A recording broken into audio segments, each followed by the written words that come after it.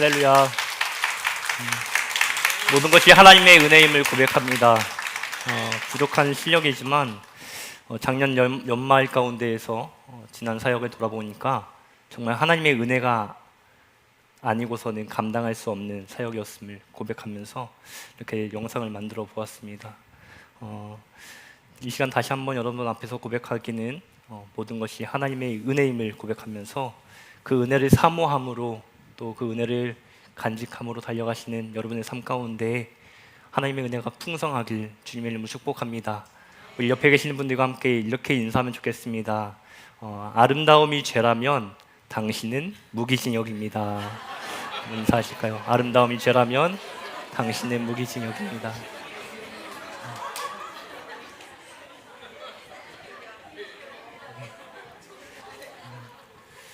여기 동탄은 어떤지 모르겠는데 저희 보령에서는 아름다움이 죄가 되지는 않습니다. 그런데 아름다움의 기준은 중요한 것 같아요. 아름다움의 기준은 중요한데 이 시간 여러분들이 아름답게 보이시는 것은 이사야 43장 21절의 말씀과 같이 이 백성은 내가 나를 위하여 지었나니 나를 찬송하게 하려 함이라고 하는 그 하나님의 목적에 따라서 은혜의 자리 또 예배의 자리에 나오셨기 때문입니다. 우리 그런 분들을 주님의 이름으로 축복하면서 이 시간 여러분들을 향한 하나님의 사랑과 은혜가 갑절로 더해지기를 축복합니다. 사실 제가 이 자리에 서는 것이 참 부끄럽습니다. 왜냐하면 제가 젊은 나이에 농촌에서 목회한다고 그것을 귀히 여기셔서 이 자리에 세워주셨는데 사실은 젊은 나이에 농촌에 가셔서 평생을 목회하신 여러 어른 목사님들이 계시기 때문입니다. 그분들의 노고에 비하면 제가 한 것은 정말 아무것도 아닌데 이 자리에 서서 이 농촌 선교에 대해서 말씀을 전한다고 하니까 부끄러운 마음과 또 한편으로는 이 짧은 시간 안에 하나님께서 베푸신 그 은혜를 나누고 싶은 마음에 서게 되었습니다. 이 자리에 서게 해주신 우리 하나님께 먼저 감사드리고 또 김석형 담임 목사님과 우리 성도님들께 감사의 말씀을 드립니다. 제가 소속되어 있는 지방에서 한 어른 목사님께서 청라제일교회 역사를 이렇게 읊으시면서 그 가운데에는 이런 목사님도 계셨다라고 소개해 주셨어요. 그리고 이렇게 열심히 사역하다 보니까 그 목사님들이 나중에는 그래도 열매들이 있더라라고 하는 그런 말씀을 해주시면서 저에게 어렵고 힘들지만 그래도 포기하지 말고 끝까지 한번 해보라고 격려해 주셨는데요. 그분들 가운데 한 목사님이 여러분 가까이에 계시는 목사님이세요. 김석형 목사님께서 아주 열심히 목회하셨던 걸로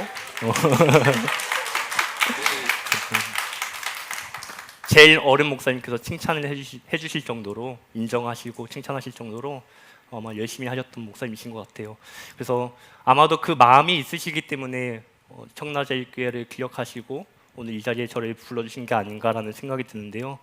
오늘 그 은혜에 감사하면서 여러분들께 저의 사역 이야기와 또 함께 말씀을 나누려고 합니다. 오늘 본문을 정하면서 지난주에 오셨던 선교사님이 출애굽기 3장의 말씀을 전하고 가셨더라고요. 그래서 고민이 좀 되었는데 하나님께서 오늘 동탄 꿈의 교회에 더 강조하고 싶으신 메시지가 있는 것 같다. 모세의 부르심을 통하여서 여러분들에게 주고자 하시는 메시지가 있으신 것 같다라는 그 마음에 다시 한번 이 출애굽기 3장의 말씀을 들고 단에 서게 되었습니다. 오늘 본문에는 하나님의 부르심을 받은 한 사람이 등장합니다. 바로 모세입니다. 당시 모세는 광야에서 양을 치던 목자였습니다. 바로의 왕궁에서 많은 것을 누리면서 화려한 삶을 살았던 그가 이제는 미디안 광야에서 장인의 양떼를 치며 나그네의 삶을 살아가는 그저 한 사람에 불과했습니다. 그러던 어느 날 모세의 눈앞에 아주 특별한 광경이 펼쳐집니다. 출애굽기 3장 1절로 2절의 말씀을 함께 보시겠습니다.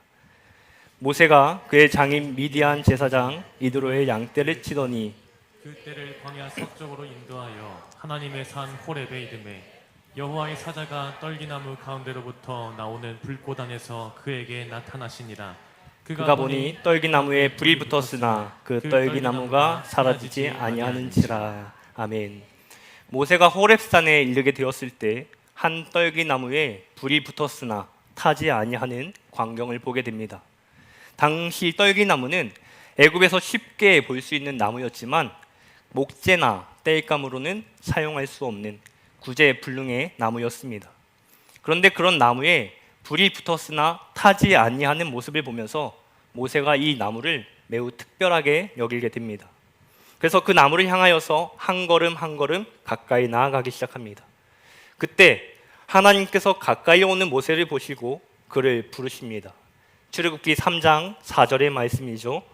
여호와께서 그가 보려고 돌이켜 오는 것을 보신지라 하나님이 떨기나무 가운데서 그를 불러 이르시되 모세야 모세야 하시매 그가 이르되 내가 여기 있나이다 라고 대답합니다. 그리고 그 부르신 자리에서 이와 같은 사명을 부여하십니다.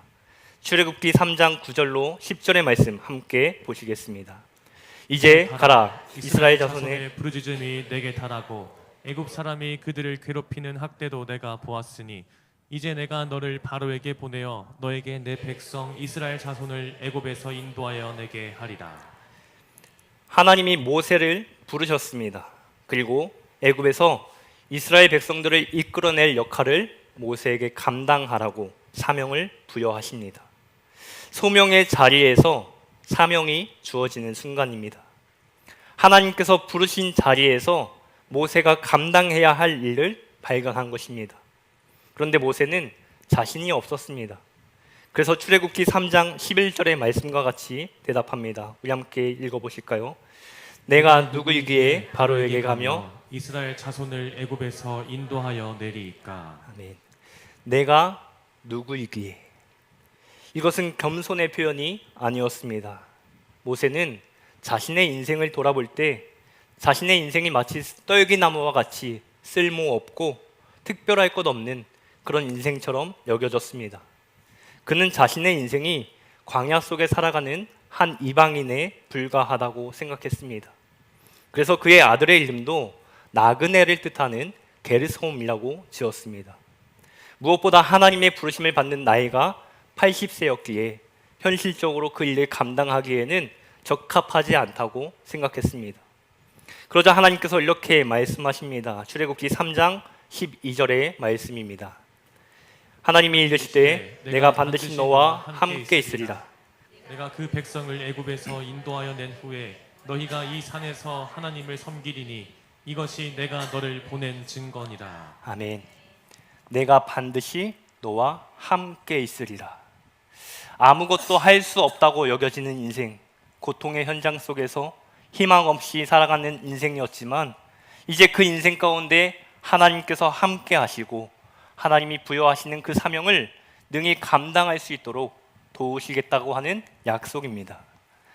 사랑하는 여러분, 볼품없는 떨기나무에 불이 붙었을 때 그 나무가 특별한 나무가 되어진 것처럼 볼품없고 연약한 인생 가운데 하나님께서 임재하시고 함께 하시면 그 인생은 특별한 인생이 되는 줄 믿습니다.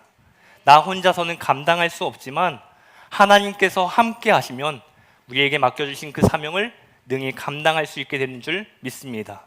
늘 하나님의 함께 하심을 구하시면서 부르신 자리에서 맡겨주신 사명을 잘 감당하는 저와 여러분 되어지길 주님의 이름으로 축복합니다.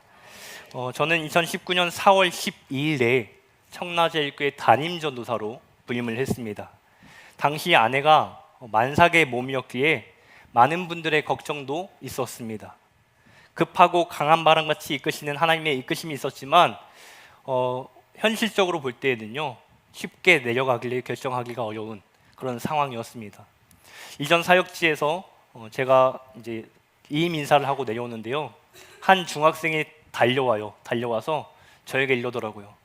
전도사님, 고작 간다는 곳이 그런 곳입니까? 우리를 놔두고 간다는 곳이 거기밖에 안 됩니까? 라고 따지더라고요. 그 정도로 많은 사람들이 걱정하고 말리는 그런 상황 가운데 저는 여기에 가야 된다고 아내를 데리고 내려온 거예요. 제가 아내하고 이제 내려오기로 결정하고 저희 그 처가 부모님을 배웠습니다. 이렇게 해서 가게 되었습니다라고 했더니 아무 말씀이 없으세요. 그래서 말리지는 않으세요? 그랬더니 뭐 우리가 말린다고 되나? 이렇게 하시더라고요. 아무튼 그렇게 그런 상황 가운데에서 내려오게 되었는데요. 믿음으로 내려왔다고 하지만 마주하는 현실은 결코 쉽지 않았습니다. 이사 온 첫날에 작은 선물을 준비하여서 동네 분들에게 인사를 다녔어요. 그런데 그분들이 해주시는 말들이 이런 말들이었습니다. 그 교회 문 닫은 교회인데 거기에서 어떻게 살려고 오셨어요? 그 교회는 전도사님들이 공부하다가 떠나는 교회예요. 개척교회보다 더 어려운 교회가 그 청라제일 교회예요. 대부분이 부정적인 말들이었습니다. 그 중에는 이사 와서 아직 짐도 풀지 않은 저희들을 향하여서 곧 떠날 사람으로 여기는 분들도 계셨습니다. 실제로 당시 35년의 역사를 가진 이 교회에 제가 16번째 담임자로 부임했습니다. 평균 3년도 안 되는 기간이니까 우리 김석현 목사님은 평균 이상을 버티신 거죠. 네. 오랫동안 교역자가 공석인 상태도 있었고요. 여러 상황들로 인하여서 교인들도 다 떠나 있던 상황이었습니다. 농촌 지역을 보시면 아시겠지만 활동 범위가 굉장히 좁습니다. 그리고 외부에서 유입되어 오는 인구보다 이미 수십 년의 그곳에서 사신 토박이들이 많으세요. 그러니까 이 교회의 상황에 대해서 그 누구보다 잘 알고 계시는 거예요. 저보다 더 잘 알고 계시더라고요. 그런 현실을 마주하고 교회로 돌아오는 그날 저녁에 교회 앞에 있는 녹슨 철탑 위에 불 꺼진 십자가 종탑을 보게 되었습니다. 깜깜한 밤이면 여기가 교회인지도 모르는 그곳을 보면서요, 저도 모르게 눈물이 흘러내렸어요. 그리고 이런 단어가 제 머리 가운데 지나갔습니다. 짓밟힌 십자가.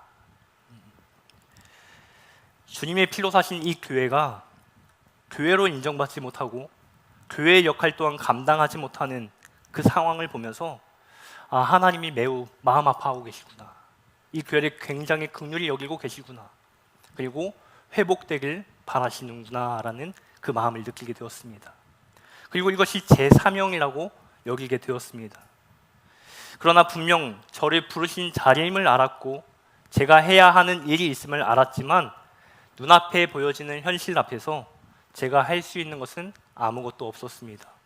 그래서 이 말씀만 붙들고 나아갔습니다. 예레미야 33장 2절로 3절의 말씀입니다. 우리 함께 읽어보실까요? 이를 행하시는 여호와, 그것을 만들며 성취하시는 여호와, 그의 이름을 여호와라 하는 이가 이와 같이 이르시도다. 너는 내게 부르짖으라. 내가 내게 응답하겠고 내가 알지 못하는 크고 은밀한 일을 내게 보이리라. 아멘. 참 많이 울었습니다. 그리고 하나님의 도우심을 구했습니다. 감사하게도 하나님은 그 부르짖음을 들으시고 친히 일하여 주셨습니다. 전혀 생각하지 못했던 방법들로 위로하시고 또 격려하여 주셨습니다. 부임 당시에 예배당의 상태가 매우 좋지 못했습니다. 당시 저희 가정에 아이가 태어날 예정이었는데 저부터도 들어가기 싫을 정도로 교회의 상태가 매우 좋지 않았어요. 그런데 부임 이후에 약 50일 만에 한 교회를 통하여서 예배당을 보수하게 됩니다. 그리고 공사를 마친 뒤에는 이전에 사역하던 교회에서 지원을 해주셔서 지역 아이들 20명 정도가 함께 참석해서 여름 성경학교를 진행하게 됩니다. 그런데 이런 사역들이 이제 지역 가운데 소문이 나기 시작했습니다. 공사 차량들이 왔다 갔다 하고 교회의 모습이 달라지는 모습을 보면서 또 지역의 아이들이 교회에 와서 떠드는 모습들을 보면서 그 교회 다시 문 열었다고 하는 소문이 나기 시작했습니다. 하나님께서는 도시에 있는 한 교회를 이 농촌교회에 보내셔서 농촌교회가 홀로 감당할 수 없는 일들을 감당할 수 있도록 도와주셨습니다. 코로나 중에도 새로운 일들을 시작하게 하셨습니다. 방과 후에 거리를 방황하는 아이들을 데려다가 밥을 먹이고 공부를 가르치고 악기를 가르치는 일들을 시작했습니다. 또 보령시 내에 5개 교회가 연합하여서 교회학교 사역도 시작했습니다. 이후에는 교회 명의로 된 승합차도 구입하고 재정이 생길 때마다 교회를 위해서 쏟아부으면서 교회를 새롭게 하는 일에 사용했습니다. 이러니까 어떤 분이 저한테 달려와서 돈 좀 빌려달라고 하더라고요. 그런데 그것은 다 제 힘으로 한 것이 아니었습니다. 하나님께서 때마다 사건마다 채우시고 입히시는 은혜가 있기 때문에 감당할 수 있는 은혜였습니다. 이렇게 3년 동안 회복이라는 사명을 가지고 나름대로 열심히 사역했습니다. 때로는 보여지는 현실들로 인하여서 낙심할 때도 있었지만 하나님께서 함께하여 주셔서 그 3년의 시간을 잘 보내고 2022년 4월에 목사 안수를 받게 되었습니다. 안수 받을 때가 되니까 감사하게도 여러 교회에서 좋은 제안들을 주셨어요. 자립한 교회의 담임 목사 자리도 있었고요. 또 좋은 여건의 부목사 자리도 있었습니다. 하지만 그 당시에 제가 혼자 했던 약속 하나가 있었습니다. 그것이 무엇이냐면 나는 안수받자마자 떠나지 않겠다라고 하는 약속이었습니다.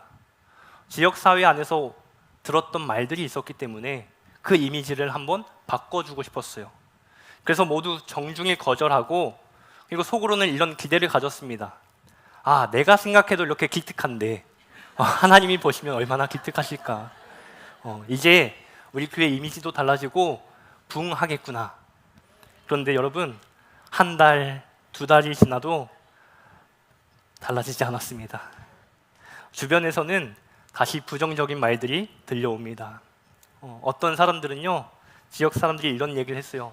야, 목사가 이제 갈 때가 됐는데 못 가는 거 보니까 갈 곳이 없구나. 어떤 사람들은 또 지금이라도 빨리 알아봐서 가라고 하는 것입니다. 교회가 성장하고 부흥하는 모습이라도 있어야 제가 당당히 할 말이 있을 텐데 그나마도 같이 신앙생활 하던 분들도 개인적인 이유로 지역을 떠나게 되었고 교회가 후퇴하게 된 듯한 그런 상황을 보니까 저도 낙심이 되기 시작했습니다. 농촌 지역의 현실과 한계가 보이기 시작했습니다. 그때부터 아무것도 하기가 싫더라고요. 가끔씩이라도 소식을 전하던 SNS마저 더 이상 소식을 올리지 않았습니다. 그리고 그해 겨울에 저희가 이제 악기를 가르치는 사역을 했었는데 그 악기를 배우는 분들에게 한 가지 선물을 했어요. 프로필을 촬영해서 액자를 만들어주는 거였거든요. 그해 겨울에 이제 프로필 촬영하고 선물을 주면서 이게 당신들을 위해 주는 내 마지막 선물입니다라는 그런 마음으로 저는 이제 떠날 준비를 했던 거죠. 너무 힘들고 어려워서 도망치고 싶었습니다. 그리고 이 정도면은 충분히 잘했다라고 생각했습니다. 그런데 그 이후로 밤새 잠이 오지 않기 시작했습니다. 하나님과의 씨름이 시작되죠. 하나님은 제게 이런 말씀을 주셨어요. 마치 도망치듯이 떠나지 말라라고 하는 마음을 주셨습니다. 하나님의 부르심이 아직 청라에 있고 이곳에서 감당해야 하는 일이 있음을 알게 하셨습니다. 그리고 그 일이 무엇인지를 발견하게 하십니다. 바로 교회 양성화와 사택 건축이었습니다. 그리고 이를 통하여서 사역의 기반을 만드는 일이었습니다. 교회 건물은 무허가 건물로 1995년도에 판넬로 지어진 건물이고요. 사택은 1900년에 지어진, 그러니까 사실상 추정 불가, 언제 지어졌는지 모르는 그런 목조 주택이었습니다.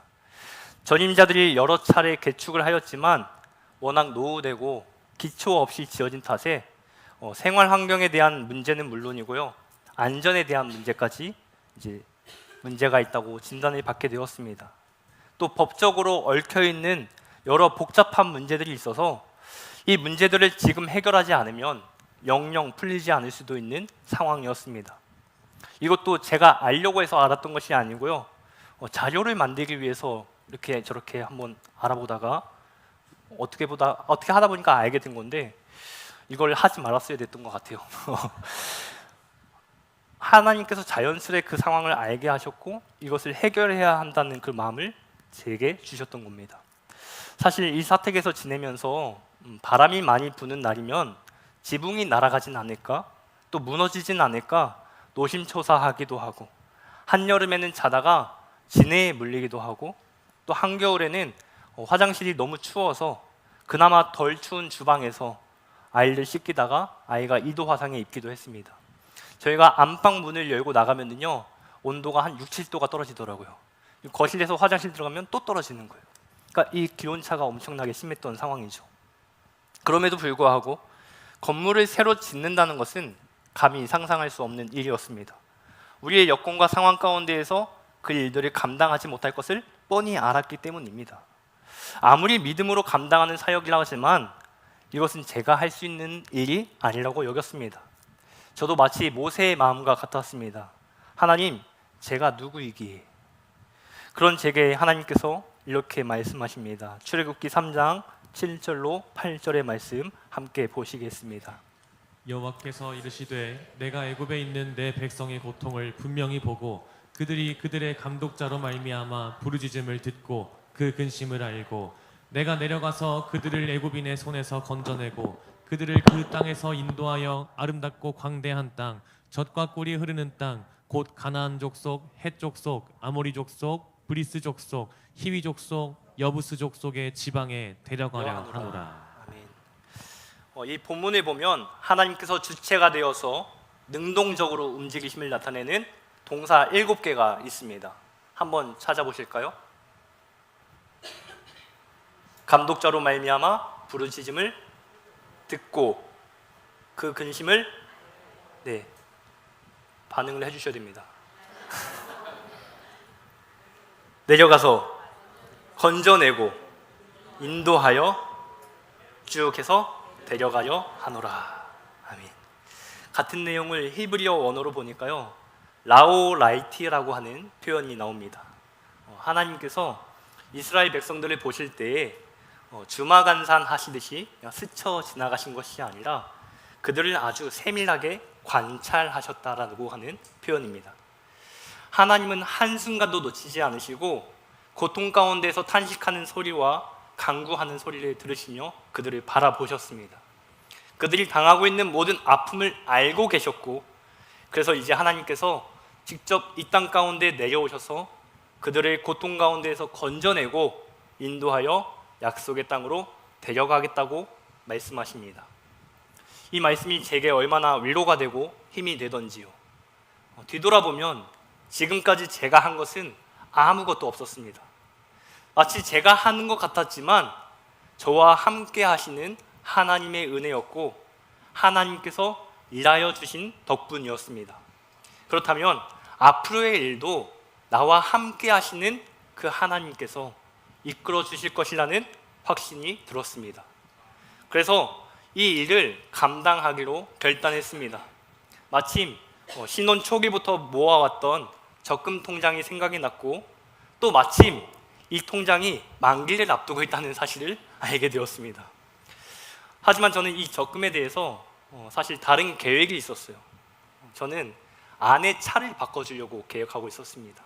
왜냐하면 당시에 아내가 출퇴근만으로 35,000km 정도를 탔었어요. 그러니까 하루에 한 100km 이상을 타게 됐던 거죠. 타 지역으로 출퇴근하다 보니까 이 운전에 대한 피로도와 부담감이 매우 컸던 상황이었습니다.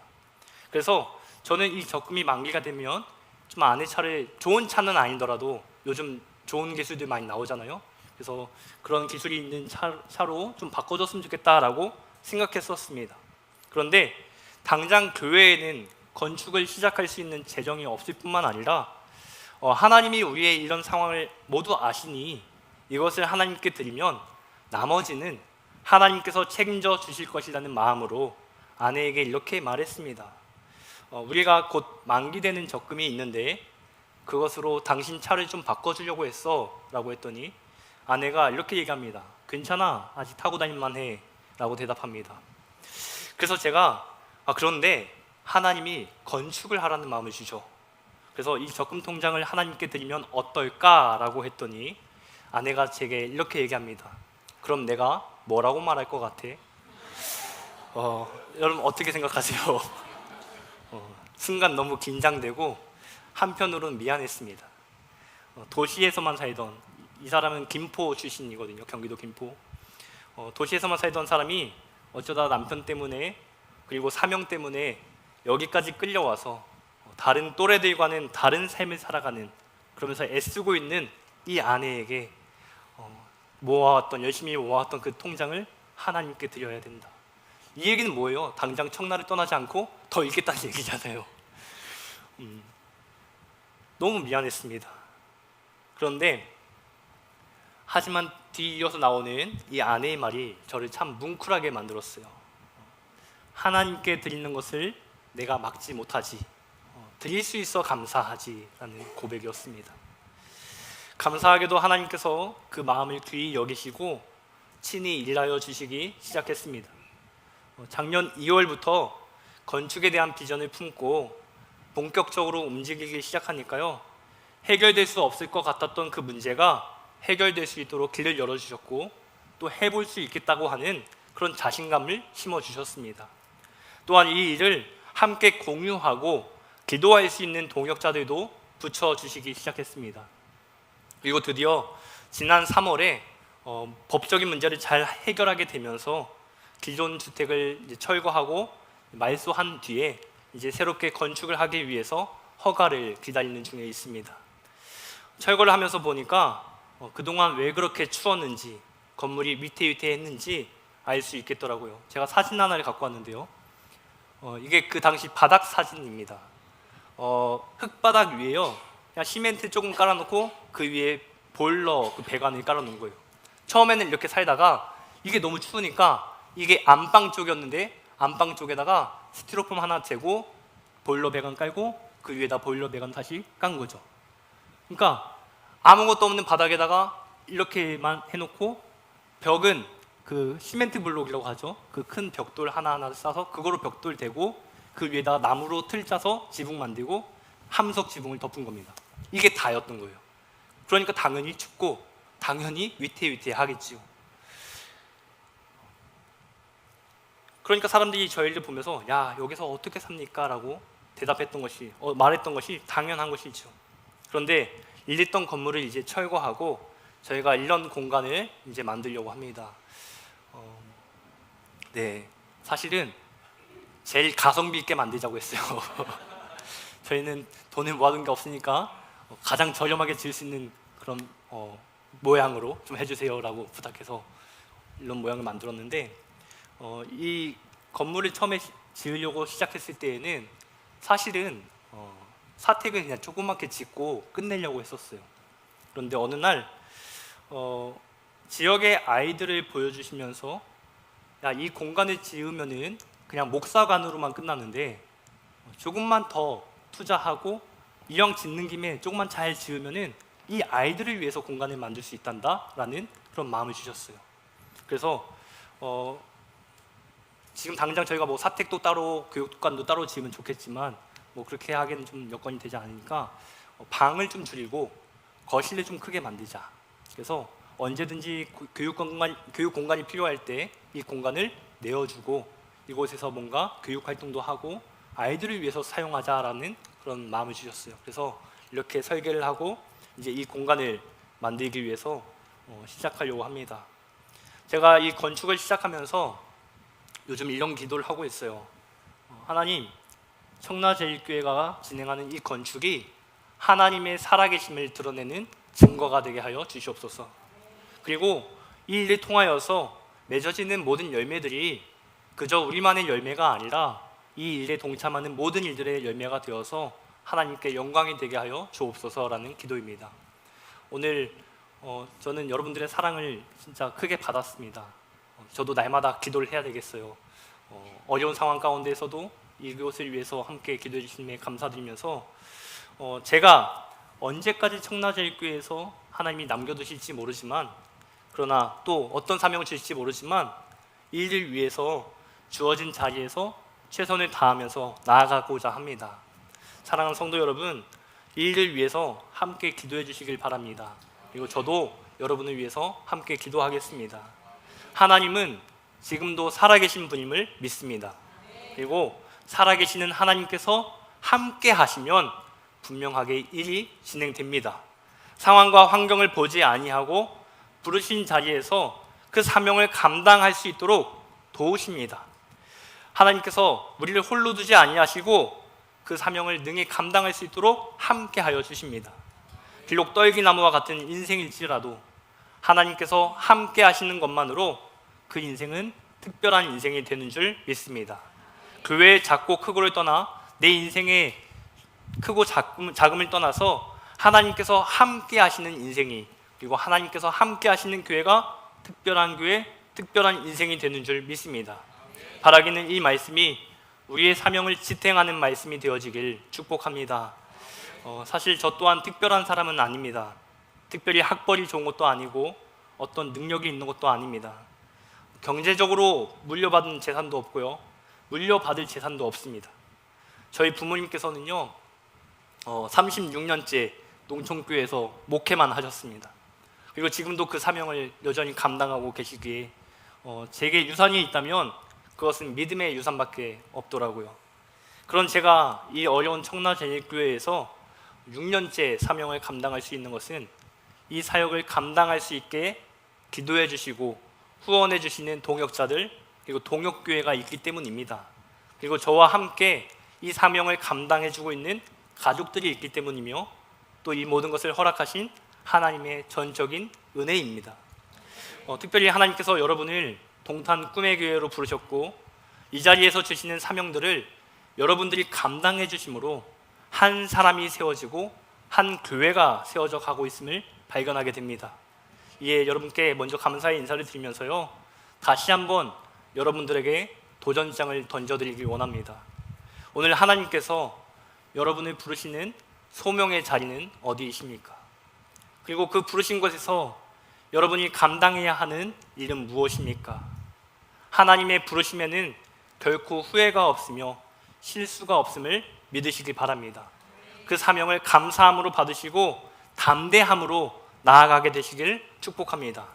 반드시 우리와 함께 하시겠다고 하시는 그 하나님의 말씀에 힘입어서 모든 여건과 장애물들을 돌파하고 함께 하시는 그 특별한 은혜를 누리며 하나님의 살아계심을 드러내는 증인의 삶을 살아가는 우리 모두가 되길 주님의 이름으로 축원합니다. 여러분, 우리가 믿음으로 돌파하며 나아갈 때 하나님은 반드시 일하십니다. 내 앞에 놓여진 상황과 환경을 넘어서 우리와 함께 하시는 그 하나님을 바라보시기 바랍니다. 그 하나님께서 반드시 승리하게 하실 줄 믿습니다.